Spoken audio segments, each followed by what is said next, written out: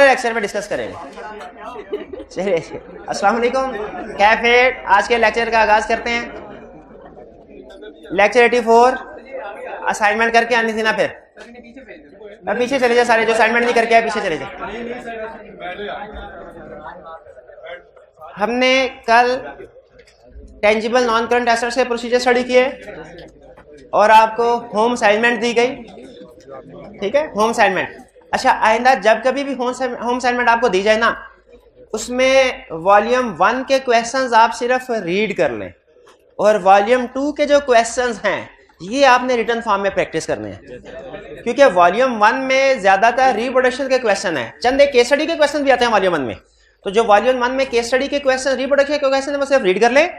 और जो case study का क्वेश्चन है, जैसे आज जो हम कंसेप्ट स्टडी करने जा रहे हैं, इसमें जो लर्निंग ऑब्जेक्टिव 18 का क्वेश्चन है वो केस स्टडी बेस्ड क्वेश्चन है, वो रिटर्न में कर लें। बाकी के क्वेश्चन जो है जो रिप्रोडक्शन के, वो सिर्फ रीड कर लें। लेकिन वॉल्यूम 2 के क्वेश्चन आपने रिटर्न फॉर्म में करने हैं, ठीक है। ये आज कुछ स्टूडेंट असाइनमेंट करके आए, कह रहे वॉल्यूम 1 के क्वेश्चन तो रिटर्न फॉर्म में कर लिए हैं, लेकिन वॉल्यूम 2 का कोई क्वेश्चन नहीं किया।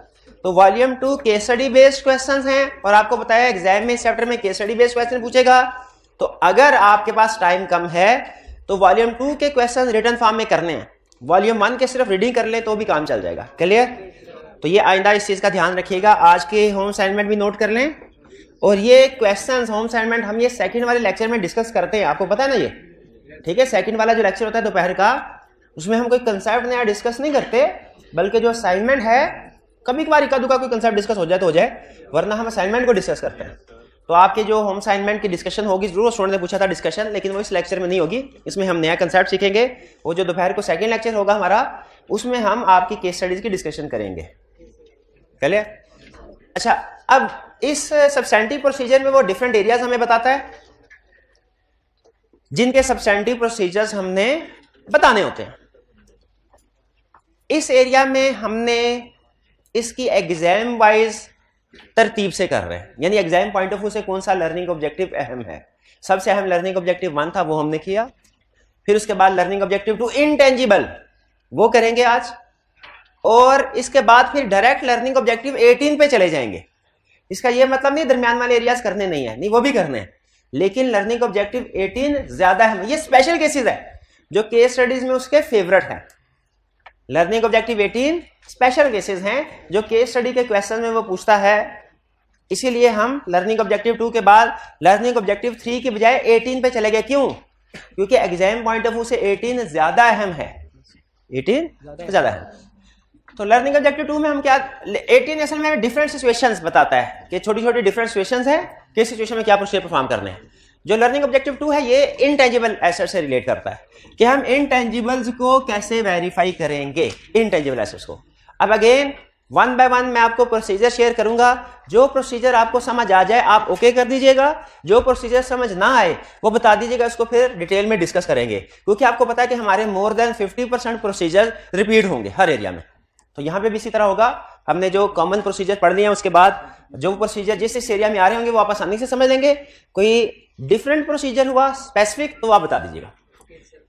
सबसे पहले इनटेंजिबल एसेट्स 3 तरह के हो सकते हैं। इनटेंजिबल एसेट्स का मतलब कौन से एसेट्स हैं? जिनकी फिजिकल एग्जिस्टेंस नहीं होती। इनटेंजिबल एसेट्स को 3 तरह से क्लासिफाई किया जाता है। एक गुडविल, एक डेवलपमेंट कॉस्ट और एक अदर इंटेंजिबल, जैसे ब्रांड वगैरह, लाइसेंस वगैरह आप एक्वायर करते हैं। आपने काउंटिंग में ये इंटेंजिबल्स का लफ्ज पढ़ा हुआ है? yes, इसकी एग्जांपल्स भी पढ़ी होंगी। क्या क्या एग्जांपल है इंटेंजिबल्स की? ब्रांड, सॉफ्टवेयर, लाइसेंस, ये सारी अदर इंटेंजिबल्स की एग्जांपल है। डेवलपमेंट कॉस्ट भी कैपिटलाइज करते हैं आप, ये भी काउंटिंग में पढ़ा हुआ ना, रिसर्च एंड डेवलपमेंट वाला स्टैंडर्ड। नहीं भी पढ़ा तो आपको ये कंसेप्ट तो पता होगा कि डेवलपमेंट रिसर्च कॉस्ट, वो जब कोई आप प्रोडक्ट को बना रहे होते हैं तो तजर्बे करने में जो भी आपके खर्चे होते हैं एक्सपेरिमेंट करने में, वो रिसर्च कॉस्ट है, उसे एक्सपेंस आउट करते हैं। लेकिन जब कोई तजर्बा कामयाब हो जाए तो उस प्रोडक्ट को फिर कमर्शियली लॉन्च करने के लिए तजर्बा कामयाब होने के बाद, और कुछ और क्राइटेरिया हमें स्टैंडर्ड ने दिया है, वो पूरा होने के बाद फिर कमर्शियली लॉन्च करने तक जितने खर्चे होते हैं वो हमारा डेवलपमेंट एक्सपेंडिचर है, उसे हम कैपिटलाइज करते हैं। तो अदर इंटेंजिबल्स है, डेवलपमेंट कॉस्ट है और गुडविल। अच्छा, गुडविल कैसे क्रिएट होती है? इंटरनली जनरेटेड गुडविल है, उसे कैलकुलेट करके रिकॉर्ड करते हैं, ये वही है ना? वो नहीं है, वो नहीं। इंटरनली जनरेटेड गुडविल को कभी रिकॉग्नाइज नहीं किया। ये परचेज गुडविल है। परचेज गुडविल कब अराइज होती है? जब कोई बिजनेस बाय करते हैं तो उस वक्त परचेज गुडविल अराइज होती है। अच्छा, गुडविल, जब हम परचेज गुडविल का केस है, इसमें जब गुडविल को बाय कर, अगर मैं आपसे सिंपल कॉमन मैन की लैंग्वेज में पूछूं गुडविल क्या है, तो आप कहेंगे सर गुडविल रेपुटेशन है किसी प्रोडक्ट की, किसी बिजनेस की। लेकिन अगर आपसे अकाउंटेंट की डेफिनेशन पूछूं कि गुडविल बताइए क्या है, तो आप क्या बताएंगे? सर गुडविल का मतलब है कि जो आपने कैश पे किया बिजनेस को एक्वायर करने के लिए, और जो बिजनेस के नेट एसेट्स की फेयर वैल्यू थी, इनका डिफरेंस है गुडविल। और ये डेफिनेशन अकाउंटेंट हमेशा यूज करते हैं गुडविल को कैलकुलेट करने के लिए। तो सबसे पहली चीज आपने एग्जाम में ये पहचानना है कि जो इनटेंजिबल एसेट है वो किस कैटेगरी का है। वो गुडविल है, वो डेवलपमेंट कॉस्ट है, या अदर इंटेंजिबल्स है। गुडविल और डेवलपमेंट कॉस्ट तो आपको पता होगा। अदर इंटेंजिबल से क्या मुराद है?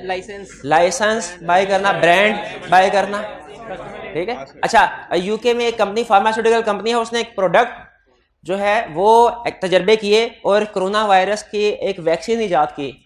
हमने उससे पेटेंट करवा लिया। अब हमने उससे इजाजत ली कि पाकिस्तान में भी हम इस मेडिसिन को मैन्युफैक्चर करके तो सेल करते हैं। उसने कहा मुझे 100 मिलियन रुपीस पे करो, फिर मैं आपको इजाजत दूंगा कि आप इस प्रोडक्ट को पाकिस्तान में, फार्मूला आपके साथ शेयर करूंगा और आप इस प्रोडक्ट को पाकिस्तान में मैन्युफैक्चर करके सेल कर सकेंगे। ये जो 100 मिलियन हमने पे किया, ये क्या है? ये अदर इंटेंजिबल, ये गुडविल नहीं है, गुडविल नहीं है। ये पेटेंट से एक्वायर किए आपने, लाइसेंस लिया उससे, ये अदर इंटेंजिबल्स है। Other intangible, so much speak है। तो ये गुडविल डेवलपमेंट का अदर इंटेंजिबल की कितनी टाइप्स हो गई? 3। आपने केस स्टडी में सबसे पहले ये देखना है कि इंटेंजिबल में टाइप कौन सी है, क्योंकि तीनों के प्रोसीजर डिफरेंट है। सबसे पहले आते हैं गुडविल के, और गुडविल आपको पता है कैसे क्रिएट होगी? कोई बिजनेस आपने एक्वायर किया, कहता है सबसे पहले एक फिक्स एसेट एक्वायर करते हैं आप। जिस कंपनी का हमने ऑडिट करने के लिए गए, पता चला ड्यूरिंग द ईयर उन्होंने गुडविल क्रिएट किया। हमने पूछा गुडविल क्यों क्रिएट किया? उन्होंने कहा जी बिजनेस एक्वायर किया। एक फिक्स एसेट एक्वायर करने के लिए अप्रूवल होती है? एडिशन में पढ़ा था। क्या पूरे का पूरा बिजनेस एक्वायर करने के लिए अप्रूवल नहीं होगी? बिल्कुल होगी। तो हम सबसे पहले एक्विजिशन की अप्रूवल चेक करेंगे, एग्रीड, जो बिजनेस एक्वायर किया। फिर उसके बाद हम छोटी सी कैलकुलेशन देखेंगे गुडविल की, कि कैलकुलेशन ठीक है कि नहीं। कैलकुलेशन कैसे देखेंगे? कॉस्ट जो आपने पे की है, कॉस्ट पेड, फिर इसमें से लेस कर देंगे fair value of net assets, और जो आंसर आएगा वो हमारी गुडविल होगी। ये कॉस्ट है। अच्छा मुझे बताइए, फर्ज कीजिए अगर किसी केस स्टडी में कह दे कि ड्यूरिंग द ईयर एसेट्स को आग लगी और वो डिस्ट्रॉय हुआ, उस पे इंपेयरमेंट लॉस रिकॉर्ड किया गया, ठीक है। अगर तो एसेट अभी भी कुछ चलने के काबिल है तो क्वेश्चन में कहेगा इंपेयरमेंट लॉस रिकॉर्ड किया। अगर एसेट बिल्कुल ही जल के तबाह हो गया तो कहेगा डिस्पोजल अकाउंट मिलेगी। दोनों सूरतों में मुझे बताएं, अगर इंपेयरमेंट लॉस रिकॉर्ड किया है या लॉस ऑन डिस्पोजल रिकॉर्ड किया, क्या हम सिर्फ मैथमेटिकल एक्यूरेसी देखेंगे कि इंपेयरमेंट लॉस प्लस माइनस ठीक हुआ है और डिस्पोजल अकाउंट में लॉस ऑन डिस्पोजल सही कैलकुलेट हुआ है, या के जो फिगर्स हैं वो उनको भी चेक करेंगे वो फिगर इन इटसेल्फ एक्यूरेट है कि नहीं। इंपेयरमेंट लॉस क्लाइंट ने रिकॉर्ड किया, कैलकुलेशन चेक कर ली, इसके अलावा मजीद क्या चेक करेंगे कि जो इंपेयरमेंट में अजम्पशंस, एस्टिमेट्स यूज किए गए हैं वो रीजनेबल है कि नहीं, कि फ्यूचर में अब इस एसेट से कितनी प्रोडक्शन होगी, उसकी सेल प्राइस कितनी होगी, डिस्काउंट करके आज की प्रेजेंट क्या वैल्यू इन यूज प्रेजेंट। इसी तरह करते हैं ना इंपेयरमेंट। मुझे वैसे कंफर्म नहीं अकाउंटिंग बड़े अरसा, लेकिन मेरा इसी तरीके से करते हैं इंपेयरमेंट लॉस की है कि नहीं की। तो उसी तरह यहां पे भी हमने कैलकुलेशन तो चेक कर ली कि कॉस्ट है लेस करके फेयर वैल्यू और फिजिकल टू गुडविल। क्या हमें इन फिगर्स को जो कैलकुलेशन में यूज हुई हैं इनकी ऑथेंटिसिटी भी चेक करनी चाहिए, करेक्ट है कि नहीं? ये कैसे चेक करेंगे? ये जहन में रखेगा, इंपेयरमेंट की एग्जांपल या डिस्पोजल की एग्जांपल मैंने बिला वजह नहीं दी, बल्कि आपके जहन में एक कंसेप्ट बिठाया कि जिस तरह इसकी कैलकुलेशन के साथ इस चेक करेंगे फिगर्स ठीक है कि नहीं। इंपेयरमेंट लॉस या डिस्पोजल का जब हमसे क्वेश्चन पूछेगा उसमें भी हमने उसकी फिगर्स की एक्यूरेसी को चेक करना है। इंपेयरमेंट लॉस में जो फिगर्स यूज हुई हैं रीजनेबल है कि नहीं, एस्टिमेट्स रीजनेबल है कि नहीं। तो कॉस्ट को कैसे वेरीफाई करेंगे? जो कॉस्ट पे की है एग्रीमेंट के साथ, सेल एग्रीमेंट हुआ होगा कि नहीं, एग्रीमेंट के साथ बैंक स्टेटमेंट, पेमेंट जो हुई है बैंक स्टेटमेंट में चेक करेंगे पेमेंट निकली कि नहीं, और जिस बंदे ने या कंपनी ने रिसीव की उसकी तरफ से रिसीविंग चेक कर लेंगे। फेयर वैल्यू ऑफ नेट, अच्छा ये सबसे अहम है, फेयर वैल्यू ऑफ नेट कैसे वेरीफाई करेंगे? इसका एक आसान जवाब है कि सर जब किसी एक एसेट को क्लाइंट ने रीवैल्यूड अमाउंट पे शो करवाया होता है ना फेयर वैल्यू, तो हम एक्सपर्ट को एंगेज करते हैं। तो इसमें भी हम एक्सपर्ट को एंगेज करेंगे, वो हमें वैल्यूएशन रिपोर्ट देगा। कंसेप्ट यही है ऑफ नेट एसेट्स के लिए हम एक्सपर्ट। लेकिन यहां पे एक चीज नोट कीजिए कि एक ही बंदा आके सारे के सारे पूरे बिजनेस के सारे एसेट्स और सारी लायबिलिटीज की फेयर वैल्यू कैलकुलेट करेगा। इस केस में जो बंदा आएगा ना गुडविल के केस में, वो किसी एक एसेट या लायबिलिटी की फेयर वैल्यू कैलकुलेट करने के लिए नहीं आएगा, वो सारे के सारे बिजनेस के सारे एसेट्स लायबिलिटीज की। तो वो जो रिपोर्ट देता है ना उसे हम रीवैल्यूएशन रिपोर्ट नहीं कहते, उसे कहते हैं ड्यू डिलीजेंस रिपोर्ट। जब कभी बिजनेस को एक्वायर किया जाता है ना, तो एक्वायर करने से पहले ये देखने के लिए कि इसकी वैल्यू कितनी है, जो कंपनी एक्वायर कर रही होती है वो एक एक्सपर्ट को लेके आती है और वो एक्सपर्ट रिपोर्ट देता है, उसे क्या कहते हैं? Due diligence report. Revaluation report और ड्यू डिलीजेंस रिपोर्ट में फर्क है। रीवैल्यूएशन रिपोर्ट सिर्फ एक एसेट लायबिलिटी के लिए और ड्यू डिलीजेंस रिपोर्ट सबके एसेट। क्लियर? ये ड्यू डिलीजेंस रिपोर्ट एग्जांपल ध्यान में रखिएगा, सीफैट में वो क्वेश्चन पूछा होता है कि ड्यू डिलीजेंस रिपोर्ट में किस किस चीज के इंफॉर्मेशन होनी चाहिए, क्या एक्सपेक्ट करते हैं। तो हम कहेंगे एसेट्स की डिटेल हो, लायबिलिटीज की डिटेल हो, उनकी फेयर वैल्यू हो, वगैरह वगैरह और भी चीजें हैं, लेकिन इतना कंसेप्ट काफी है। ड्यू डिलीजेंस रिपोर्ट समझ आ गया? तो गुडविल के अंदर ना, गुडविल के अंदर सबसे जो अहम डॉक्यूमेंट है, सबसे अहम डॉक्यूमेंट वो ड्यू डिलीजेंस रिपोर्ट है। अच्छा गुडविल रिकॉर्ड हो गया। अच्छा किसी क्वेश्चन में कहेगा कि गुडविल इस साल रिकॉर्ड की है क्लाइंट ने, किसी क्वेश्चन में कहेगा कि पिछले साल रिकॉर्ड हुई थी और इस साल वैल्यू थोड़ी चेंज हो गई है, कम हो गई है। क्या अगर वो कहे कि गुडविल ऑलरेडी रिकॉर्ड हुई थी पिछले साल और दूसरा केस कहे कि नहीं इस साल रिकॉर्ड हुई है, हमारे प्रोसीजर पे फर्क पड़ेगा? कोई क्या प्रोसीजर फर्क पड़ेगा? अगर वो कहे कि जी पिछले साल रिकॉर्ड की, पिछले साल एक्वायर की गई थी, तो हमने सिर्फ अप्रूव, ये वाले जो दो प्रोसीजर हैं ये नहीं आएंगे, नहीं कर, क्योंकि ये किस वक्त करने हैं? जब एक्वायर करेंगे। अगर एक्वायर ही 1, 2, 3 साल पहले होगी गुडविल, तो फिर इस साल हम सिर्फ उसकी वैल्यू देखेंगे, इंपेयरमेंट कि गुडविल इंपेयर्ड तो नहीं हो गई। लेकिन अगर क्वेश्चन में वो कह दे कि ड्यूरिंग द ईयर एक्वायर किया है, फिर हम ऊपर वाले प्रोसीजर भी लिखेंगे कि अमाउंट सही रिकॉर्ड हुई कि नहीं। पिछले साल के एरर्स की तरफ हम नहीं जाते, वो हमारे सिलेबस में नहीं है, हम इस साल की फिगर्स को चेक कर रहे हैं। जैसे आपने देखा होगा फिक्स एसेट में भी ओपनिंग बैलेंस को वेरीफाई करने के लिए कहा था प्रोसीजर नहीं है, हालांकि प्रैक्टिकली ओपनिंग बैलेंसेस में भी गलती हो सकती है, लेकिन ओपनिंग बैलेंसेस हमारे सिलेबस में कैफ 8 में नहीं है। भाई ये गुडविल क्लियर हो गया। अच्छा ये इंपेयरमेंट, अच्छा एक इंपेयरमेंट टेस्टिंग करेंगे, इसमें क्लाइंट ने इंपेयरमेंट की कैलकुलेशन की होगी, क्या हम एज इट इज सिर्फ उसकी मैथमेटिकल एक्यूरेसी देखें? नहीं, कहते हैं assumption देखें वो रीजनेबल है या नहीं, और जरूरत पड़े एक्सपर्ट को भी एंगेज कर सकते हैं। और अगर इंपेयरमेंट, अच्छा एक है इंपेयरमेंट टेस्टिंग, एक है इंपेयरमेंट रिकॉर्डिंग। लाजमी नहीं कि जब कभी इंपेयरमेंट टेस्टिंग हो इंपेयरमेंट लॉस भी लाजमी रिकॉर्ड हो, वो डिपेंड करता है कि आपकी value in use carrying amount से कम है कि ज्यादा है। तो इंपेयरमेंट, अच्छा अकाउंटिंग स्टैंडर्ड क्या कहते हैं कि गुडविल की लाइफ 20 साल एस्टिमेट की जाएगी और उसे 20 साल पे अमोर्टाइज किया जाएगा, ये कहते हैं? नहीं, ये नहीं कहते। गुडविल की अमोर्टाइजेशन नहीं है, ये कंसेप्ट ध्यान में रखिएगा। गुडविल को एनुअली इंपेयर किया जाता है, और एक दफा इंपेयरमेंट लॉस रिकॉर्ड कर लें तो गुडविल का उसकी रिवर्सल भी, बाकी एसेट्स की इंपेयरमेंट रिवर्स हो सकती है, गुडविल की नहीं होती। ये अकाउंटिंग का कंसेप्ट याद रखिएगा, ताकि हम ये चेक कर सके कि गुडविल की अमाउंट का इंपेयरमेंट टेस्टिंग हर साल की गई है कि नहीं, ठीक है? क्योंकि बाकी के एसेट्स का रूल है, अगर इंडिकेशन है तो फिर इंपेयरमेंट टेस्टिंग करें, वरना ना करें। अगर एसेट जल गया है तो फिर इंपेयरमेंट टेस्टिंग करें, एसेट नहीं जला ना तो इंपेयरमेंट टेस्टिंग ना। लेकिन गुडविल का रूल क्या है? इंडिकेशन है या नहीं, हर साल इंपेयरमेंट टेस्टिंग करनी है। और अगर क्लाइंट वैल्यू इन यूज कम है कैरिंग अमाउंट से, तो उसको इंपेयरमेंट लॉस को रिकॉर्ड भी करना पड़ेगा, और हमने देखना है इसकी रिकॉर्डिंग ठीक हुई कि नहीं। डिस्क्लोज करना होता है जब कभी इंपेयरमेंट हो कोई एसेट, डिस्क्लोजर भी करना होता है। यस, डिस्क्लोजर भी करना होता है। तो ये थे गुडविल के प्रोसीजर, इसमें कोई प्रॉब्लम हो तो पूछ लें। अच्छा ये ध्यान में रखिएगा, गुडविल में इंपेयरमेंट का लफ्ज भी आ रहा है, एक्सपर्ट का लफ्ज भी आ रहा है। इसका मतलब है अक्सर जब गुडविल को रिकॉग्नाइज किया जाएगा उसमें हम अगर इफेक्ट ऑन रिपोर्ट पूछे और सारा काम ठीक हो तो हम एक पैराग्राफ ऐड करेंगे, कौन सा? की ऑर्डर मैटर। शाबाश, ठीक है। गुडविल में ये, बल्कि कोई भी इंटेंजिबल एसेट हो ना, कोई भी इंटेंजिबल, अगर उसने ठीक रिकॉर्ड किया है तो की ऑर्डर मैटर पैराग्राफ इंक्लूड करते हैं हम। ये हमने की ऑर्डर मैटर की लिस्ट में पढ़ा था, ठीक है। अच्छा, उस लिस्ट में एक दो आइटम्स और थी, वो मेरे जहन में आई बाद में, वो नोट कर लीजिए, अभी नोट कर लें, बाद में चैप्टर में देख लीजिएगा। सेल्फ कंस्ट्रक्टेड फिक्स एसेट्स और लीजेस, इनके ऊपर भी की ऑर्डर मैटर इंक्लूड किया जाता है। सेल्फ कंस्ट्रक्टेड फिक्स एसेट कल किया था ना क्वेश्चन, और लीजेस, इन पे भी की ऑर्डर मैटर पैराग्राफ इंक्लूड किया जाता है। अच्छा, आगे चलते हैं। डेवलपमेंट कॉस्ट, भाई डेवलपमेंट कॉस्ट की तरफ चलें। गुडविल क्लियर है? डेवलपमेंट कॉस्ट में सबसे पहले तो आपने देखना है जिस कॉस्ट को कैपिटलाइज किया गया है, क्राइटेरिया मीट करती है क्या नहीं? और क्या क्राइटेरिया है डेवलपमेंट कॉस्ट का?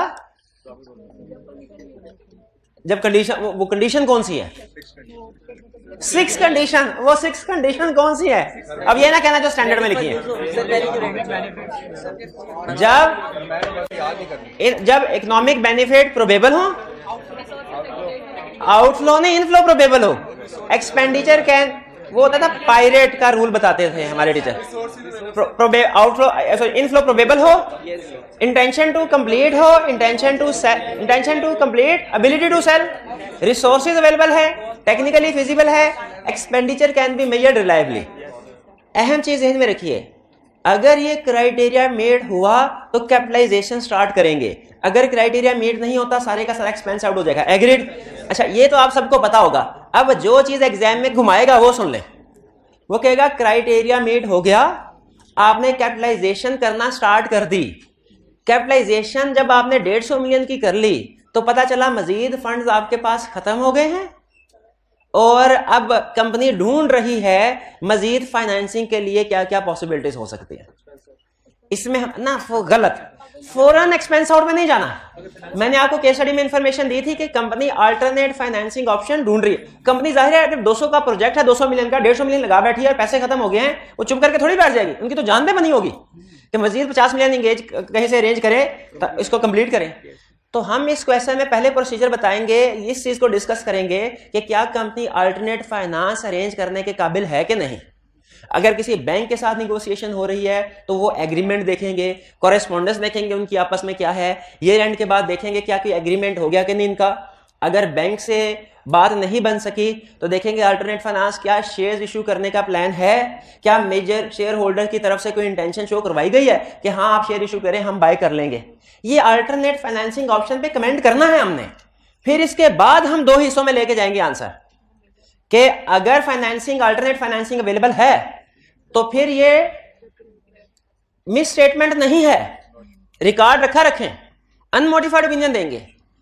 हाँ, अनमोडिफाइड ओपिनियन के साथ क्या की ऑर्डर मैटर इंक्लूड करेंगे। और अगर अल्टरनेट फाइनेंस अवेलेबल नहीं होता फिर इसको एक्सपेंस आउट किया जाएगा, और अगर क्लाइंट एक्सपेंस आउट ना करे तो मिस स्टेटमेंट है, इफेक्ट वैल्यूएट करेंगे और उसके मुताबिक क्वालिफाइड या एडवर्स ओपिनियन एक्सप्रेस करेंगे। ये चीज ध्यान में रखिएगा। अगर क्वेश्चन में उसने प्रोसीजर पूछे हो, आपने डायरेक्ट इंपैक्ट ऑन रिपोर्ट नहीं बताना, पहले उसे प्रोसीजर बताने हैं, ठीक है। अच्छा, अब इस क्वेश्चन में जो उसने हमसे प्रोसीजर पूछे, मैंने एक बात तो आपको बता दी कि आप अल्टरनेट फाइनेंसिंग अरेंजमेंट को इंश्योर करने के लिए प्रोसीजर बताएंगे। एक चीज छुपा गया, कुछ और प्रोसीजर भी लिखेंगे। वो क्या? जो डेवलपमेंट कॉस्ट इनकर हुई है, क्या उसको वेरीफाई नहीं करना? यार डेवलपमेंट, अगर वो केस स्टडी में उसने ये लाइन लिख दी ना कि during the year development cost capitalize की गई है और बाद में उसने कोई मसला बता दिया, तो याद रखिए मसले के प्रोसीजर तो हम बताएंगे ही, डेवलपमेंट कॉस्ट के प्रोसीजर भी बताएंगे। कल हमने भूल गए केस स्टडी नहीं की थी प्रैक्टिस क्लास में कि फिक्स एसेट्स को डिस्पोज किया और उस पे लॉस रिकॉर्ड हुआ, और डेप्रिसिएशन, हमने डेप्रिसिएशन के प्रोसीजर भी बताए उसको, और लेकिन डिस्पोजल के भी प्रोसीजर बताए। इसी तरह एक क्वेश्चन में उसने, वो पता नहीं क्लास में डिस्कस हुआ कि नहीं, उसने कहा ड्यूरिंग द ईयर कुछ फिक्स एसेट्स को खरीदा गया है और उसकी लाइफ 10 ईयर एस्टिमेट की गई है। तो हमने लाइफ के ऊपर तो प्रोसीजर बताए रीजनेबलनेस ऑफ डेप्रिसिएशन के लिए, एडिशन के प्रोसीजर भी बताए थे। ये बात समझ रहे हैं कि नहीं? तो सब्सटेंटिव प्रोसीजर में जो ड्यूरिंग द ईयर जितनी भी ट्रांजैक्शंस हुई हैं जो क्वेश्चन में कहे ना बताइए आप इस सिचुएशन में क्या प्रोसीजर परफॉर्म करेंगे, तो केस स्टडी के अंदर जितनी भी ट्रांजैक्शंस हुई हैं उन सबके प्रोसीजर बताएंगे। क्लियर? आगे चलते हैं। ये अभी मजीद जैसे जैसे आप क्वेश्चन करते जाएंगे ना, अभी शायद आपको सही तरीके से बात समझ ना आ रही हो कि एक ही क्वेश्चन के अंदर दो एरियाज के प्रोसीजर कैसे आ सकते हैं, लेकिन जैसे जैसे केस स्टडीज को अटेम्प्ट करेंगे वॉल्यूम 2 की, आपको क्लियर हो जाएगा। 3-4 केस स्टडीज भी करेंगे ना, आपको क्लियर हो जाएगा कि किस तरीके से आपने पिक करना है क्वेश्चन की, किस इंफॉर्मेशन से कौन से प्रोसीजर लिखने हैं। Criteria clear? देखें फिर इसके बाद discuss feasibility of project with management. Discuss कर भाई, क्राइटेरिया मैनेजमेंट ने कहा पूरा कर लिया, अब हमने इस क्राइटेरिया को वैलिडेट करना है। मैनेजमेंट से कहेंगे सर बताएं, आपने कहा था टेक्निकल फिजिबिलिटी है, जरा डिस्कस कीजिए, साबित करें टेक्निकल फिजिबिलिटी आपके प्रोजेक्ट की। हम मैनेजमेंट ने कहा हम ऐसा चार्जर इजाद करने जा रहे हैं जो बगैर किसी वायर के वायरलेस चार्जिंग करेगा मोबाइल की। तो हम कहेंगे जरा हमारे सामने तजर्बा तो करके दिखाएं, टेक्निकल फिजिबिलिटी ऐसे पता चलेगी ना। Next, select sample of cost and checks. क्या कह रहा है भाई, डेवलपमेंट कास्ट में मटेरियल होगा, लेबर होगी। अच्छा, इसमें लेबर को लेबर कहना जरा थोड़ी सी तौहीन है, हालांकि एक्सपेंस वही होगा, लेकिन इसमें नॉर्मली लेबर के बजाय साइंटिस्ट काम कर रहे होते हैं, ठीक है। लेकिन हम कह सकते हैं कि जो भी इंगेज हैं लोग इस डेवलपमेंट प्रोजेक्ट के ऊपर, हम उनकी पे रोल को कैलकुलेट करेंगे, वेरीफाई करेंगे उनका पे रोल एक्सपेंस जो क्योंकि देखिए कैपिटलाइजेशन में 3 तरह के एक्सपेंसेस भी होते हैं हमेशा। जब कभी आप खुद से किसी एसेट को बनाते हैं, इंटरनली डेवलप करें या कंस्ट्रक्ट करें, 3 तरह के एक्सपेंसेस होंगे, मटेरियल, लेबर, ओवरहेड। मटेरियल को हमने परचेज, जो तजर्बे कर रहे हैं कहीं ना कहीं से मटेरियल तो खरीद रहे होंगे, लेबर को पेरोल शीट के साथ, ओवरहेड्स को बिल के साथ। ये सपोर्टिंग डॉक्यूमेंट का यही मतलब है। और आपने सैंपल ऑफ कास्ट को सेलेक्ट करके चेक करना है इसके सपोर्टिंग डॉक्यूमेंट मौजूद है कि नहीं। ये मटेरियल के लिए भी करना है, लेबर के लिए भी, overhead. Next, review list of capitalised expenses for proper classification. क्या कह रहा है, कहीं रेवेन्यू की मिसक्लासिफिकेशन तो नहीं? आपको पता है कि रेवेन्यू और कैपिटल एक्सपेंडिचर की मिसक्लासिफिकेशन हो जाती है। Obtain representation from management regarding intention. किस चीज की इंटेंशन मैनेजमेंट की? इसको कंप्लीट करने की, इसको सेल करने की। Check monetization and impairment. Development cost अगर रिकॉर्ड हो चुकी है, कंप्लीट हो चुकी है, एसेट्स फुली डेवलप हो चुका है, तो उसकी मोनेटाइजेशन या इंपेयरमेंट कॉस्ट करना चाहिए कि नहीं करना चाहिए? कोई प्रॉब्लम? 2 हमारे इंटेंजिबल्स हो गए, गुडविल, डेवलपमेंट कॉस्ट। फिर अदर इंटेंजिबल्स। अदर इंटेंजिबल्स की एग्जांपल क्या बताई थी आपने? ब्रांड परचेज करना, लाइसेंस, पेटेंट्स करवाना, ठीक है, कॉपीराइट्स वगैरह, बिल्कुल ठीक। अप्रूवल बाय करने की, इंस्पेक्ट करें लीगल और परचेज डॉक्यूमेंट्स। कोई ना कोई आप ब्रांड बाय करते हैं, लाइसेंस बाय करते हैं, पेटेंट करवाते हैं, लीगल डॉक्यूमेंट्स होते हैं ना जिसके ऊपर आपको राइट्स अलाउ किए जाते हैं। वो फिजिकली तो एसेट है ही नहीं, असल में तो ये लीगल डॉक्यूमेंट्स इस बात का सबूत है कि आप इस अदर इंटेंजिबल के ओनर है कि नहीं, इसके रिसोर्सेज, इसका बेनिफिट उठा सकते हैं कि नहीं। और चेक मोनेटाइजेशन एंड इंपेयरमेंट। जिस तरह बाकी सबके मोनेटाइजेशन इंपेयरमेंट टेस्ट करते हैं, उसी तरह इस अदर इंटेंजिबल्स की भी मोनेटाइजेशन चेक करेंगे, ठीक है। और नॉर्मली कितने अरसे में इसको, जितने अरसे का लाइसेंस है, जितने अरसे के लिए पेटेंट करवाया गया, नॉर्मली 10 साल या 20 साल के लिए पेटेंट होता है कोई भी एसेट। Other intangibles clear? चलिए, अच्छा अब आगे क्या लिखा हुआ है इसको छोड़े, वो तो हम डिस्कस कर लेते हैं। मैं चाहता हूं आप खुद से अपनी जजमेंट की बेस पे बताइए। इंश्योरेंस रिसीवेबल, पहले बताइए कंपनी ने अपनी बुक्स में इंश्योरेंस रिसीवेबल रिकॉर्ड कब की होगी? जब कोई एसेट डिस्ट्रॉय हो गया होगा और उसकी इंश्योरेंस करवाई होगी, कंपनी ने इंश्योरेंस रिसीवेबल रिकॉर्ड। अच्छा, अगर क्वेश्चन में ये कहे कि कोई फिक्स एसेट्स डिस्ट्रॉय हो गया था, आग लगी थी, डिस्ट्रॉय, उसको डिस्पोज कर दिया और इंश्योरेंस रिसीवेबल रिकॉर्ड किया गया, आप प्रोसीजर कौन से लिखेंगे? डिस्पोजल के भी, इंश्योरेंस रिसीवेबल के भी। कि डिस्पोजल की कैलकुलेशन भी तो चेक करनी है, डेप्रिसिएशन कैलकुलेट हुई कि, अच्छा लेकिन यहां पे अहम चीज, अप्रूवल नहीं आएगी। यहां पे अप्रूवल क्या आएगी? अप्रूवल, मेरा ख्याल है अप्रूवल वाला प्रोसीजर इस डिस्पोजल के केस में नहीं है, क्योंकि ये बेच नहीं, आग अप्रूवल थोड़ी हुई होगी कि आग लगा, हाँ। वो सेल के केस में होती है अप्रूवल। तो अच्छा, इंश्योरेंस रिसीवेबल कैसे वेरीफाई? क्लाइंट ने 200 मिलियन इंश्योरेंस रिसीवेबल रिकॉर्ड किया, कैसे वेरीफाई करेंगे? इंश्योरेंस एग्री, सबसे अहम डॉक्यूमेंट क्या है? इंश्योरेंस एग्रीमेंट, उसको रीड करेंगे, इंश्योरेंस रिसीवेबल है और प्रोबेबल है कि वर्चुअली सर्टन, ये देखेंगे। ये कैसे पता चलेगा कि इनफ्लो प्रोबेबल है कि वर्चुअली सर्टन है? कैसे पता चलेगा? अगर इंश्योरेंस कंपनी वालों ने लिख के दे दिया है कि हम आपका क्लेम एडमिट करते हैं तो वर्चुअली सर्टन, और अगर लिख के नहीं दिया हुआ ना, क्लेम अभी वेरिफिकेशन स्टेज में है, तो याद रखे ये वर्चुअली सर्टन नहीं है। इस सूरत में कंटिंजेंट है, आपने सिर्फ डिस्क्लोज करना है, रिकॉर्ड नहीं करना। ये कंसेप्ट आपको पता है ना कि अगर लायबिलिटी का केस हो, प्रोबेबल हो तो रिकॉर्ड कर लेते हैं, पॉसिबल है तो डिस्क्लोज करना है, प्रोबेबल तो रिकॉर्ड करना है। लेकिन अगर एसेट का केस है तो पॉसिबल है तो कुछ भी नहीं करना, प्रोबेबल है तो डिस्क्लोज करना है, वर्चुअली सर्टेन है तो रिकॉर्ड करना। ये बात पता है कि नहीं आपको? हाँ जी, आइए 1030। तो यहां पे हमने इंश्योरेंस वालों से उसका एग्रीमेंट देखा, इंश्योरेंस वालों की करस्पॉन्डेंस चेक की, उनको कंफर्मेशन लेटर सेंड करके पूछ सकते हैं कि सर बताइए कि आपने क्लेम एडमिट किया है, अगर एडमिट किया है तो उसको रिकॉर्ड करेंगे, वरना रिकॉर्ड। और अक्सर केस स्टडी में कहेगा कि मैनेजमेंट ने रिकॉर्ड कर दिया इसको, तो हम उसने कहेंगे कि हम वर्चुअली सर्टन चेक करेंगे है कि नहीं, और नॉर्मली वर्चुअली सर्टन नहीं होता। यानी वो क्वेश्चन में कहता है मैनेजमेंट ने रिकॉर्ड कर लिया लेकिन इंश्योरेंस कंपनी अभी इसकी प्रोसेसिंग कर रहे हैं, वेरिफिकेशन कर रहे हैं।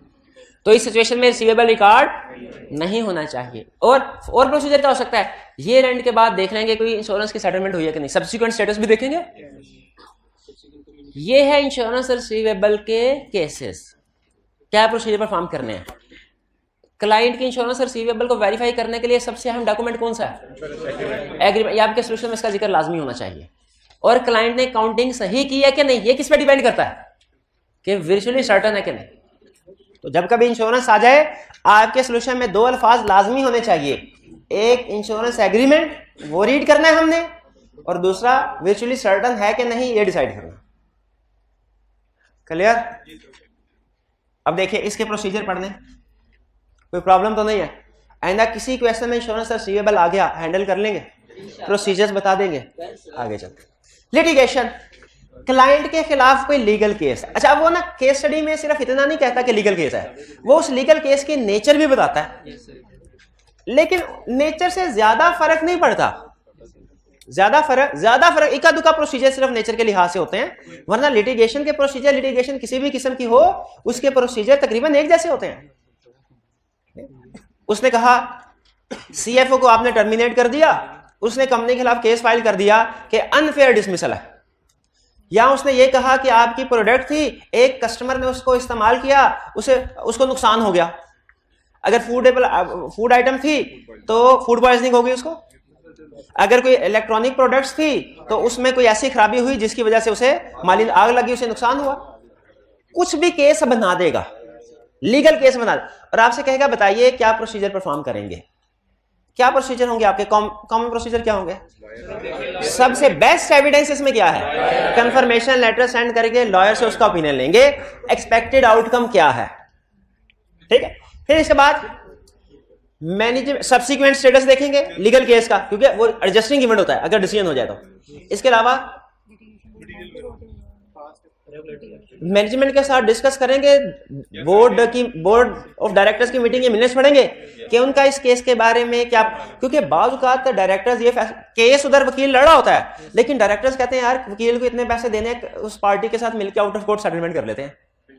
तो अगर मैनेजमेंट का इरादा आउट ऑफ कोर्ट सेटलमेंट करने का है, इसका मतलब ये हुआ, और दूसरी पार्टी तैयार भी हो जाए, तो हमें उसकी प्रोविजन रिकॉर्ड करनी चाहिए कि नहीं। एक्सपेक्टेड है ना आउटफ्लो, प्रोबेबल हो गया, उसकी प्रोविजन रिकॉर्ड करनी पड़ेगी। प्रोसीजर क्लियर हुए, लॉयर को कंफर्मेशन लेटर सेंड किया, बोर्ड मीटिंग के मिनट्स पढ़े, क्लाइंट से एक्सपेक्टेड आउटकम पूछा, उसके एक्सपेक्टेड सेटलमेंट के बारे में पूछा। अच्छा, अब मजीद प्रोसीजर सुने। क्या जो थर्ड पार्टी जिसको नुकसान हुआ है, उसने जो केस फाइल किया, हमें उस केस को रीड करना चाहिए कि नहीं? बिल्कुल रीड करना चाहिए। और एक जगह पे उसने एक प्रोसीजर में ये भी लिखा हुआ था कि आप क्लाइंट के वकील को तो पूछ ही रहे हैं, आप अपने अलहदा से किसी वकील को या इंटरनल जो आपकी फर्म के अंदर अगर कोई लॉयर वगैरह हैं या इंडिपेंडेंट, उसके सामने भी केस के फैक्ट्स रख के पूछे सर नॉर्मली इस तरह के केसेस में क्या डिसीजन होता है, क्योंकि आपने लॉ में एक कंसेप्ट पढ़ा होगा प्रेसिडेंट का कंसेप्ट क्या है कि मिलता जुलता केस अगर पास में है तो जो उसका डिसीजन है वही एक्सपेक्टेड इस केस का डिसीजन होगा। तो हम देखेंगे कि पास्ट में अगर इसी तरह का केस का सीएफओ को डिसमिस कर दिया जाए किसी एम्प्लॉय को और वो केस फाइल करे तो क्या हम केस हारते हैं कि जीतते हैं, वो हमें बता देगा जो दूसरा वकील होगा हमारा। लिटिगेशन के प्रोसीजर क्लियर। इसमें खास तौर पे आपने सोचना है डॉक्यूमेंट्स कौन कौन से इन्वॉल्व हैं और उन डॉक्यूमेंट्स का जिक्र करना है। आगे एक ही है, एक तो हमने कंफर्मेशन लेटर सेंड किया वकील को, दूसरा जो केस फाइल हुआ था उसकी कॉपी निकलवा के रीड किया, और तीसरा बोर्ड ऑफ डायरेक्टर के मिनट्स। तीन है यार, ऐसे ना। Litigation clear. अच्छा, फिर क्लाइंट से कह रहे हैं रिटन रिप्रेजेंटेशन भी क्लाइंट से ले ले। किस सिलसिले में कि उसका इरादा आउट ऑफ कोर्ट सेटलमेंट करने का तो नहीं है। रिटन रिप्रेजेंट, क्योंकि अगर उसका आउट ऑफ कोर्ट सेटलमेंट करने का इरादा है तो ये उसकी इंटेंशन है ना।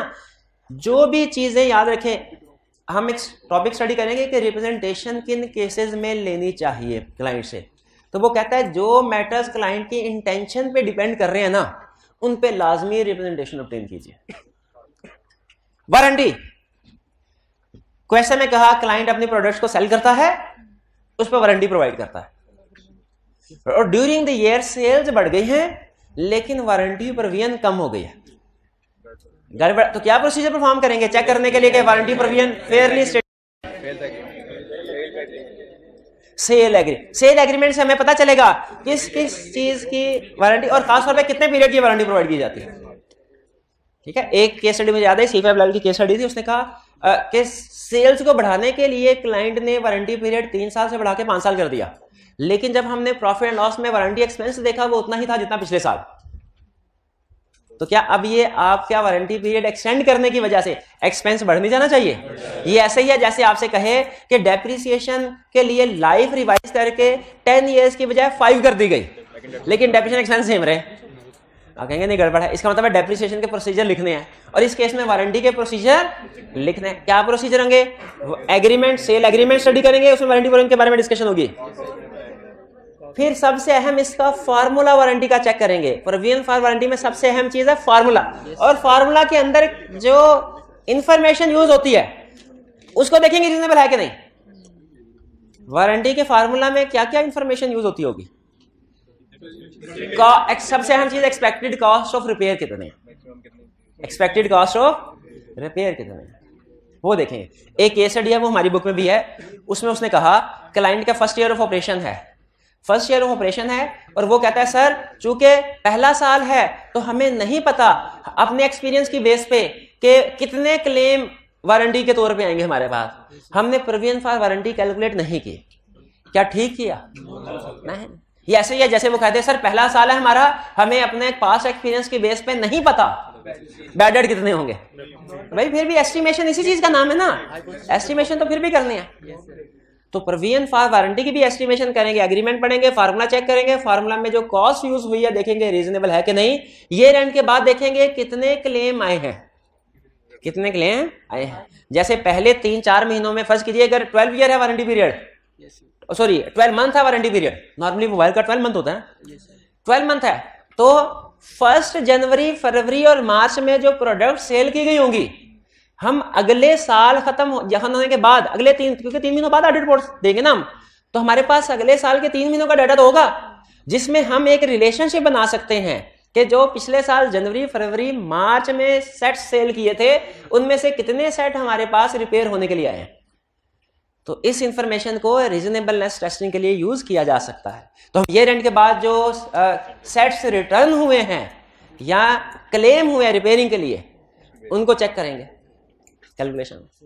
क्लियर? देखें यही कह रहे हैं, inspect sale agreement, check reasonableness of cost of warranty repair, discuss nature of defect in inventory. अगर वो क्लेम के लिए आ रहे हैं, ज्यादा क्लेम के लिए आ गए, ज्यादा सेट रिटर्न हो गए। ज्यादा सेट रिटर्न होने का मतलब क्या है? एक तो यह है कि प्रोविजन फॉर वारंटी बढ़ा दें, एक इसका दूसरा मतलब यह है कि आपकी मैन्युफैक्चरिंग प्रोसेस में कोई फॉल्ट है, हाँ उसकी एनआरवी की इम्पेयरमेंट, सॉरी इन्वेंट्री की एनआरवी, और फिक्स मैन्युफैक्चरिंग फॉल्ट है, फिक्स की इम्पेयरमेंट की तरफ भी इशारा दे रहा है वो। Subsequent event and their impact on subsequent event से क्या मुराद है? ईयर एंड के बाद जो सेट्स रिटर्न हुए, रिटर्न रिप्रेजेंटेशन। जितने भी एस्टीमेट्स होते हैं उन पे रिटर्न रिप्रेजेंटेशन हम ऑब्टेन करते हैं कि वो रीजनेबल है कि नहीं, क्योंकि असूल क्या है कि जो मैटर क्लाइंट की इंटेंशन पे डिपेंड करता है उस पर रिटर्न रिप्रेजेंटेशन ऑब्टेन करो। तो जितने भी एस्टीमेट है जाहिर है उनका कोई एक्चुअली कंफर्म तो नहीं होता ना। प्रोविजन फॉर बैड डेट की बेस क्या है? कुछ भी नहीं, सिर्फ मैनेजमेंट का अंदाजा। प्रोविजन फॉर बैड डेट की बेस क्या है? कुछ भी नहीं, मैनेजमेंट का अपना अंदाजा। तो हम प्रोविजन फॉर बैड डेट्स में भी मैनेजमेंट से रिटर्न रिप्रेजेंटेशन ऑब्टेन करते हैं, प्रोविजन फॉर वारंटी में भी। Even revaluation of fixed assets में भी याद रखिएगा रीवैल्यूएशन का लफ्ज। अगर क्लाइंट ने रीवैल्यूएशन करवाई हो ना तो इसमें भी मैनेजमेंट से रिप्रेजेंटेशन ऑब्टेन करते हैं, क्योंकि रीवैल्यूएशन में भी अजम्पशन और मेथड यूज होते हैं। Warranty clear? भाई छोटे छोटे एरियाज हैं, छोटे छोटे प्रोसीजर है, कोई प्रॉब्लम तो नहीं है। आगे चलें। लॉस बाय फ्लड या लॉस बाय फायर। अच्छा, अब इसमें दो पॉसिबिलिटीज है। अगर क्वेश्चन में उसने कहा ना कि आग लगी, एसेट्स जले, तो आप ये प्रोसीजर लिखेंगे। और अगर साथ उसने एक सेंटेंस मजीद ऐड करवा दिया, इनकी इंश्योरेंस करवाई हुई थी, अगर ये इंश्योरेंस का लफ्ज आ गया ना हमारी केस स्टडी में, तो फिर इसका मतलब क्या है? हमने लॉस के प्रोसीजर तो लिखने हैं बाय फायर के, इंश्योरेंस के भी लिखने हैं। लेकिन अब मैं इंश्योरेंस के रिपीट नहीं कर रहा, अभी लॉस के। क्लाइंट ने कहा सर आप आए लेकिन देखें हमारी सारी इन्वेंट्री जल गई है। हमारी सारी इन्वेंट्री नहीं, आपकी वजह से नहीं जली, आपके आने से पहले जल चुकी है। क्या प्रोसीजर परफॉर्म करेंगे? मेरा तो ख्याल है सिर्फ मैनेजमेंट से रिप्रेजेंटेशन ऑब्टेन कर लें और कुछ भी ना करें। नहीं, जो एविडेंस ऑब्टेन करना है वो तो शो करना है। फिजिकली इंस्पेक्ट कर लें कि उस लोकेशन को विजिट करें जिस जगह पे आग लगी है, वहां देखें आग लगने के आसार हैं भी कि नहीं। दीवारें काली काली होनी चाहिए, राख नहीं, राख की शायद सफाई कर दी हो लेकिन कुछ ना कुछ आसार होंगे। और अच्छा, प्रैक्टिस में ना एक कॉमन फ्रॉड होता है, मैं आपको बता दूं कि पुराना माल था जो बिक नहीं रहा होता, उसको इकट्ठा करके और इंश्योरेंस वाला से कहते हैं सर ये जिस जगह आग लगी है ना यहाँ पे हमारा 500 मिलियन का स्टॉक पड़ा हुआ था, असल में वो 15 मिलियन का होता है जो जला होता है। लेकिन चूंकि उन्हें पता है जल चुका है, तो जल चुका हो तो उसका क्या पहचान है कि ये क्या था, कोयला था कि हीरा था? जो चीज जल गई आइडेंटिफिकेशन मुश्किल होती है कितनी पॉइंट। तो इंश्योरेंस वालों से क्लेम लेने की कोशिश की जाती है। क्या हम ये चेक कर सकते हैं कि जो अमाउंट का क्लेम फाइल हुआ है वो रीजनेबल है कि नहीं? यहाँ वाकई ही इतना स्टॉक मौजूद था? कैसे? वैल्यूएशन ऑफ कैसे? वो इन्वेंट्री तो जल गई है। हम पास्ट ट्रेंड देखते हैं, पिछले सालों की या पिछले महीनों की स्टॉक रिपोर्ट्स को देखते हैं, क्या इतना स्टॉक कंपनी के पास मौजूद भी होता था कि नहीं, और इतना उसने ड्यूरिंग द ईयर परचेज भी किया कि नहीं जितना जला रहा है। तो पहले लोकेशन को फिजिकली विजिट करेंगे जहां पे आग लगी है, उसी आसार का पता चल जाएगा। दूसरा, जो एसेट क्लाइंट क्लेम कर रहा है जले हैं, उसकी स्टॉक रिपोर्ट्स लेंगे कि जिस दिन आग लगी उस दिन की स्टॉक रिपोर्ट क्या थी, क्या वहां पे स्टॉक रिपोर्ट में रीजनेबल बैलेंस शो हो रहा है। और उनकी जो, अब जाहिर है वो एसेट या जिनको आग लगी है या तो इंपेयर्ड हो गए हैं या उनको डिस्पोज किया गया होगा। तो अगर उनको इंपेयर्ड किया गया है, क्वेश्चन में ये बताएगा इंपेयरमेंट की तरफ जाना है कि डिस्पोजल, क्योंकि क्वेश्चन में आपने अगर पढ़ा ना, क्वेश्चन क्लियरली बताता है कि एसेट्स को डिस्पोज कर दिया, या क्लियरली कहता है कि 30% ऑपरेटिंग कैपेसिटी रिड्यूस हो गई, जिससे हमें पता चलता है इंपेयरमेंट की तरफ जाना या डिस्पोजल की तरफ। तो फिर हमारा तीसरा प्रोसीजर इंपेयरमेंट का या डिस्पोजल वेरिफिकेशन का होगा। तो लॉस बाय फ्लड में क्या प्रोसीजर? फिजिकली लोकेशन को इंस्पेक्ट करना है, जो भी उस लोकेशन पे इन्वेंट्री एसेट पड़े थे उनकी रीजनेबलनेस चेक करनी है, स्टॉक रिपोर्ट्स की मदद से, ड्यूरिंग द पीरियड परचेजेस की मदद से कितनी परचेजेस हुई हैं। नॉर्मली अगर इन्वेंट्री टर्नओवर रेशो 90 डेज होती है ना, इसका मतलब है आपके पास पिछले 3 महीने की परचेजेस स्टॉक में मौजूद होनी चाहिए। या टर्नओवर रेशो का कंसेप्ट पता है ना आपको? तो इससे हम अंदाजा लगाते हैं। एप्रोप्रिएट काउंटिंग एंड डिस्क्लोजर होना चाहिए, कोई इंपेयरमेंट या एनआरवी या लॉस है जो भी है। अगर फिक्स एसेट जले है इंपेयरमेंट टेस्टिंग, इन्वेंट्री चली है एनआरवी की बात करेंगे, और अगर उनको डिस्पोज कर दिया है तो लॉस ऑन डिस्पोजल की बात करें। हाँ, यहां पे एक चीज नहीं आ गई हमारे लिए, अगर क्योंकि कंप्लेक्स सिचुएशन है ना, इसमें आप किसी एक्सपर्ट को भी इंगेज कर सकते हैं। ठीक है, वो फोरेंसिक इन्वेस्टिगेशन करते हैं, वो हमें काफी हेल्प मिल जाती है उनसे। अच्छा, आपका favourite question, inventory count at other than balance sheet date. अगर इन्वेंट्री ये रन क्या है 31 दिसंबर या 15 जनवरी की डेट बताएं, या 15 दिसंबर को एक डेट सेलेक्ट करें, 15 जनवरी। अगर स्टॉक किसी वजह से 31 दिसंबर को काउंट नहीं हो सका, 15 जनवरी को स्टॉक काउंट हुआ, लेकिन बैलेंस शीट में तो 31 दिसंबर की फिगर जाएगी, कैसे एस्टिमेट करेंगे? रिवर्स वर्किंग, जरा बताइए क्या होगा उसमें? परचेजेस को लेस कर देंगे, कॉस्ट ऑफ सेल्स को ऐड कर देंगे। ये तो काउंटिंग का काम हुआ, ये तो करना है, लेकिन ये तो मैथमेटिकल एक्यूरेसी हुई ना। अब आपकी परचेजेस और सेल्स की फिगर ठीक है कि नहीं, हमने एज ऑडिटर ये भी तो वेरीफाई करना है। ये कैसे करेंगे?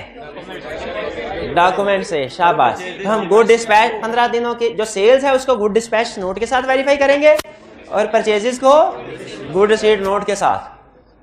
और अगर उसने क्वेश्चन में कह दिया काउंटिंग रिकॉर्ड अवेलेबल नहीं है इंटरम सेल और परचेज का, तो फिर स्कोप लिमिटेशन है, क्योंकि फिर आप एस्टिमेट नहीं कर सकते, फिर स्कोप लिमिटेशन हो जाएगी। तो ये inventory count at other than balance sheet date clear हो गया। अब इसी तरह किसी क्वेश्चन में 15 जनवरी को करवाएगा, किसी क्वेश्चन में 15 दिसंबर में खड़ा करेगा। प्रोसीजर वही है, सिर्फ फर्क यह है कि हमने परचेज को ऐड और सेल्स को लेस करना है, कॉस्ट ऑफ सेल्स को। जिस दिन 15 दिसंबर या 15 जनवरी उस दिन स्टॉक काउंट करेंगे, रिकंसिलिएशन बनाएंगे। रिकंसिलिएशन क्या? ये रिवर्स वर्किंग एल है। और फिर रिवर्स वर्किंग में जो इंफॉर्मेशन यूज हुई है डॉक्यूमेंट्स देखेंगे। अच्छा, रिकंसिलिएशन से मुझे एक और प्रोसीजर, जैसे आपको बातों बातों में एक दफा डेटर और क्रेडिटर्स के प्रोसीजर पढ़ा चुका हूं ना मैं, उसी तरह बातों बातों में आज एक बैंक रिकंसिलिएशन स्टेटमेंट के प्रोसीजर। बैंक को वेरीफाई करते हुए जो सबसे अहम डॉक्यूमेंट होती है वो है बीआर। शाबाश। बीआरएस को आप कैसे वेरीफाई करेंगे? एक मिनट हरे, वेरिफिकेशन करने, जैसे मैंने आपको बताया था ना, फिक्स एसेट्स की वेरिफिकेशन प्रोसीजर सीखने ना, तो आपके दिन में फिक्स एसेट शेड्यूल आ जाना चाहिए फॉर्मेट, उसमें क्या क्या इंफॉर्मेशन आती है। तो बैंक रिकंसिलिएशन स्टेटमेंट को वेरीफाई करना है, आपके दिन में बैंक रिकंसिलिएशन स्टेटमेंट का फॉर्मेट आ जाना चाहिए। उसमें जो balance as per cash book लिखा है उसको किससे वेरीफाई करेंगे कि कैश बुक का सही बैलेंस उठा के लिखा है कि नहीं लिखा। जो balance as per bank statement है, बैंक स्टेटमेंट, जो उसमें अनप्रेजेंटेड चेक हैं। अच्छा एक मिनट ठहरे, मुझे अनप्रेजेंटेड और अनक्रेडिटेड हमेशा कंफ्यूज कर देता है।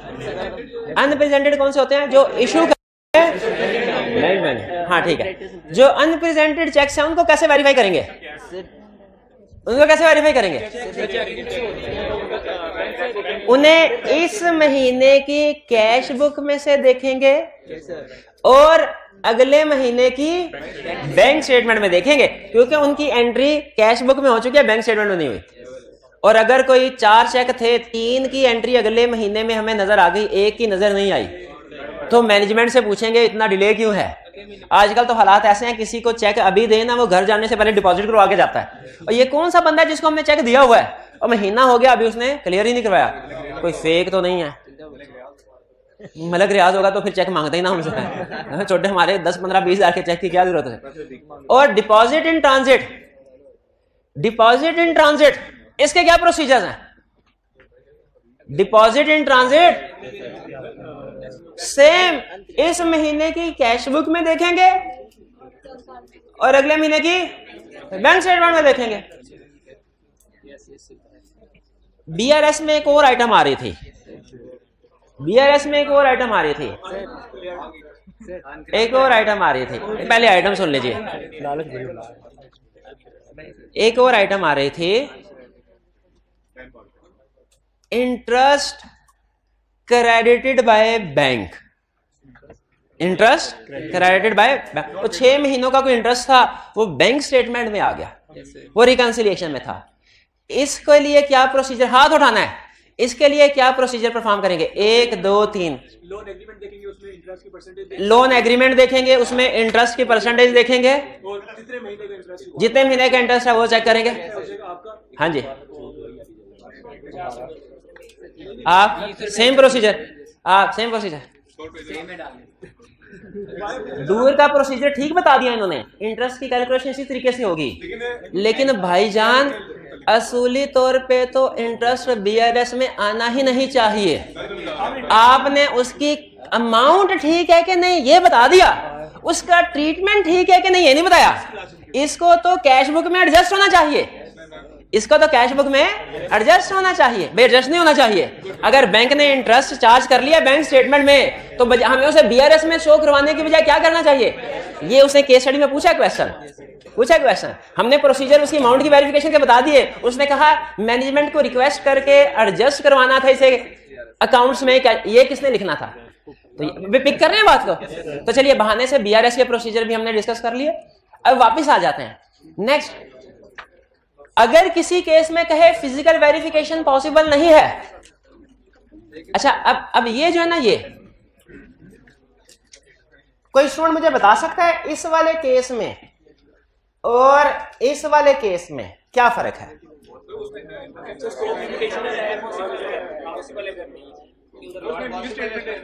इसमें इन्वेंट्री काउंट पॉसिबल था लेकिन बैलेंस शीट डेट पे नहीं, other than balance sheet date. इस केस में फिजिकल वेरिफिकेशन पॉसिबल ही नहीं है।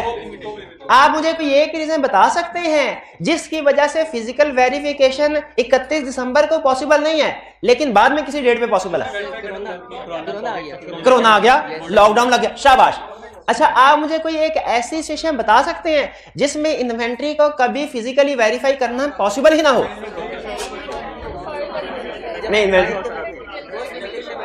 सर्विस नहीं, इन्वेंट्री है, उसको फिजिकली वेरीफाई नहीं कर सकते। नेचर ऐसी है कि वो काउंट नहीं की जा सकती। उसकी नेचर एग्जांपल बताए ना, कंसेप्ट क्लियर एग्जांपल। हमारा सामान अफ्रीका पड़ा है, तो अफ्रीका के ऑडिटर को कहेंगे वेरीफाई करके रिपोर्ट दे दे। कंपोनेंट राइटर का कंसेप्ट इसी वजह से आया था दुनिया में, पॉसिबल है। न्यूक्लियर वेपन, शाबाश, न्यूक्लियर वेपन, ये थोड़ी ना कहेंगे चला के दिखाएं हमें भी न्यूक्लियर साइड। बाज़ औक़ात कुछ एसेट्स होते हैं, हर मिलिट्री के ऑडिट, स्पेशल ऑडिट हमारे सिलेबस में नहीं है, लेकिन सब इसकी मैं इजी एग्जांपल देता हूं। नासा का ऑडिट करने के लिए गए, उसने कहा वो जेम्स वेब कैमरा लॉन्च किया है स्पेस में, उस पे हमारे 10 अरब डॉलर खर्च हुए हैं और वो फिक्स एसेट्स में आ रहा है, टेंजिबल फिक्स एसेट में आ रहा है। स्टैंडर्ड कहता है फिजिकल वेरिफिकेशन करो, क्या कर सकते हैं? नहीं कर सकते। क्या उन्हें कहेंगे हमें भी उधर भेजो? नहीं कर सकते। हाँ, ये फिजिकल वेरिफिकेशन नहीं कर सकते, यही समझा रहा हूं। तो इस सिचुएशन में क्या करना चाहिए? Alternate procedure. अब अल्टरनेट प्रोसीजर, भाई वो उधर से अगर सियारों की तस्वीरें लेके भेज रहा है, हमें सियारों की तस्वीरें लेके भेज रहा है, तो अल्टरनेट प्रोसीजर नहीं है, ये विड्रॉ नहीं करेंगे और फिजिकल वेरिफिकेशन नहीं पॉसिबल है। लेकिन अल्टरनेट प्रोसीजर से एविडेंस तो लिया जा सकता है, उसकी लॉन्च करने की वीडियो तो बनी होगी, वो जो खर्चे हुए हैं उसके ऊपर उस तस्वीरें तो होंगी उनके पास, सारे साइंसदान वो लॉन्च फीता काट रहे होंगे तो जब लॉन्च किया था। तो ये सारे अल्टरनेटिव एविडेंस है। चलें एक और आसान मिसाल, ये आपके घर टेलीफोन लाइन है, पुरानी एग्जांपल है, टेलीफोन लाइन एक्सचेंज से आपके घर तक आती है, लेकिन इसकी अंडरग्राउंड केबल होती है, और आपने शायद देखा वो एक होती है समंदर के अंदर केबल, सीमीवी फाइबर ऑप्टिक, जिसको शार्क चक मारती है तो इंटरनेट फिजिकल एसेट है, एग्जिस्ट कर रहा है, अंडरग्राउंड है या अंडर सी है, फिजिकली वेरीफाई कर सकते हैं? नहीं कर सकते। हाँ, वीडियो का शाह क्यों करेंगे? शाह कहेगी आ जाओ सैर करवाती हो तुम्हें। तो क्या करेंगे? इसमें अल्टरनेट प्रोसीजर्स क्या होंगे? हम देखेंगे ट्रैवलिंग, अगर डाटा ट्रांसमिट हो रहा है एक जगह से दूसरी जगह, तो कोई ना कोई मीडिया, ये कंसेप्ट है कि इसमें फिजिकल वेरिफिकेशन कभी पॉसिबल ही नहीं है। हमने बैलेंस शीट डेट के ऊपर ही अल्टरनेट प्रोसीजर परफॉर्म कर दिए और डॉक्यूमेंट्स वगैरह को चेक कर लिया, यूज टेक्नोलॉजी, ठीक है, ड्रोन वगैरह, वीडियो कॉल वगैरह। और ये केस वो है कि इन्वेंट्री ओपन थी, वेरीफाइबल कंडीशन में थी, किसी वजह से उस डेट पे हम नहीं जा सके। इसकी खासतौर पे प्रैक्टिस में एक और एग्जांपल होती है, जब ऑडिटर ईयर एंड के बाद अपॉइंट हो, जब ऑडिटर ईयर एंड के बाद अपॉइंट हो, नॉर्मली ऐसे होता नहीं है, ऑडिटर एजीएम में पहले अपॉइंट हो जाता है, लेकिन बाज़ औक़ात नॉट फॉर प्रॉफिट ऑर्गेनाइजेशन है फॉर एग्जाम्पल, तो उस सूरत में ऑडिटर ईयर एंड के बाद अपॉइंट हुआ, तो ईयर एंड का बैलेंस वेरीफाई करने के लिए उसे, वो कौन सा कंसेप्ट है, ये ऊपर वाला कि नीचे वाला? ये ऊपर वाला। Clear? Impairment of fix asset, ये तो अभी बात हुई। इंपेयरमेंट ऑफ फिक्स एसेट में सबसे अहम डॉक्यूमेंट क्या है? Impairment testing.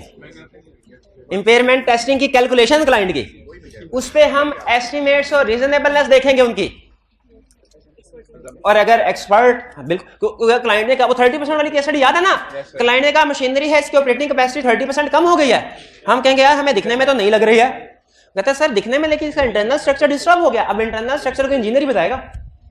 और ये मैं आपको प्रैक्टिस के लिए बात बताऊं कि क्लाइंट के जो वैल्यूएशन होती है ना एसेट्स की रिवैल्यूएशन, खास तौर पे इक्विपमेंट की रिवैल्यूएशन, इसके लिए बाकायदा इंजीनियर्स होते हैं और ये वैल्यूएशन सबसे ज्यादा करवाते हैं बैंक्स, क्योंकि बैंक्स के पास इन इक्विपमेंट के अगेंस्ट मॉर्गेज या चार्ज करवा के कंपनी से लोन लिया होता है। तो बैंक को पता होना जरूरी होता है कि हमने जिन एसेट्स के अगेंस्ट चार्ज क्रिएट किया उनकी वैल्यूएशन क्या है। तो ये बैंक ने, स्टेट बैंक ऑफ पाकिस्तान ने ना वैल्यूज की लिस्ट दी हुई है कि जब जैसे आप देखते हैं ना सीए फर्म्स की लिस्ट है, category A, category B, category C, उसी तरीके से स्टेट बैंक ऑफ पाकिस्तान ने वैल्यूअर्स की लिस्ट बनाई हुई है। कैटेगरी ए के वैल्यूअर ये है, कैटेगरी बी के वैल्यूअर ये है, सी के वैल्यूअर, उसने बताया हुआ है कि एसेट की अमाउंट इतनी होगी ना, इसकी वैल्यूएशन कैटेगरी सी वाला करेगा, अगर ज्यादा अमाउंट है तो फिर बी वाला करेगा, अगर उससे भी ज्यादा अमाउंट है तो कैटेगरी ए वाला वैल्यूअर करेगा। तो हम इसमें एक्सपर्ट को भी, क्योंकि इंपेयरमेंट ऑफ फिक्स एसेट, यहां पे फिक्स एसेट अगर मशीनरी है ना, कोई इक्विपमेंट है कोई, फिर कंफर्म है कोई ना कोई एक्सपर्ट आया होगा, कोई ना कोई एक्सपर्ट। ठीक है, अगर क्वेश्चन में वो एक्सपर्ट की बात नहीं लिखता तो हम सिर्फ उसे जनरली एक लाइन में लिख के खत्म कर देंगे, लेकिन अगर क्वेश्चन में वो लिख देता इंपेयरमेंट टेस्टिंग हुई थी और एक्सपर्ट को बुलाया गया, तो चूंकि स्पेसिफिकली एक्सपर्ट का जिक्र कर दिया, हमने मार्क्स देखे, मार्क्स भी ज्यादा थे, तो हमने इंपेयरमेंट के साथ साथ using the work of expert के भी पॉइंट लिख दिए। वो याद है, वो दो कैटेगरी होती थी, एक होती थी competence, capability, objectivity, adequacy of, याद है वो पॉइंट।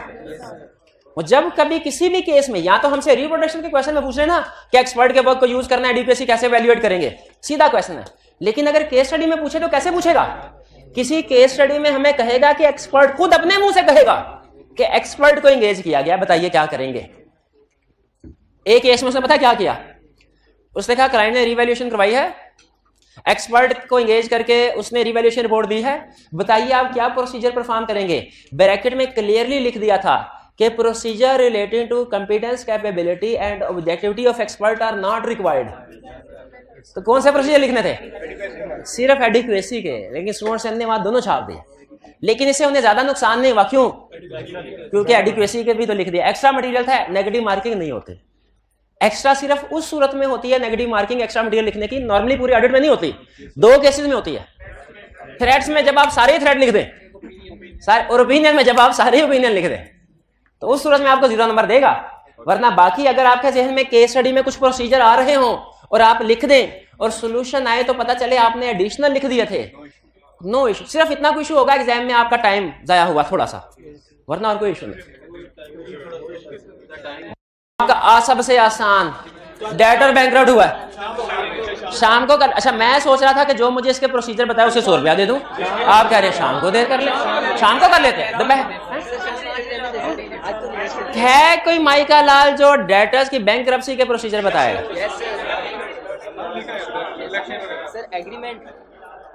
एग्रीमेंट कौन सा एग्रीमेंट? सेल्स एग्रीमेंट, जो डेटर के भाई सेल की है तो एग्रीमेंट। एग्रीमेंट में खास तौर पे क्या चीज देखेंगे? सिक्योरिटी, क्या सिक्योरिटी रिक्वायर्ड है कि नहीं डेटर से? सिक्योरिटी क्यों? क्योंकि सिक्योरिटी रिक्वायर्ड है तो उतना बैड डेट वो सिक्योरिटी बेच के रिकवर कर। और इसके अलावा कब तक पेमेंट वापस करेगा? वो कहेगा क़यामत के दिन मिलेंगे। अब बैड डेट हो गया, बैड डेट हो गया, बैंकरप्सी ऑफ डेटर।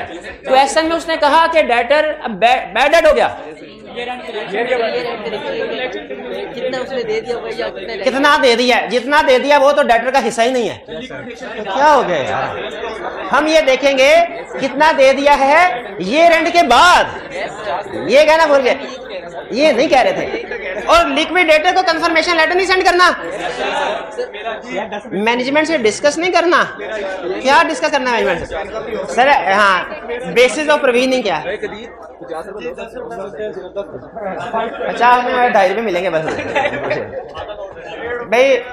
अच्छा ये वाले जो प्रोसीजर है ना, ये याद रखिएगा, फिक्स एसेट्स के इंटेंजिबल, इनटेंजिबल, और ये मोस्ट इंपोर्टेंट प्रोसीजर्स हैं, सबसे ज्यादा है। मैं पूरे चैप्टर में इनको लाजमी पढ़ लेना है।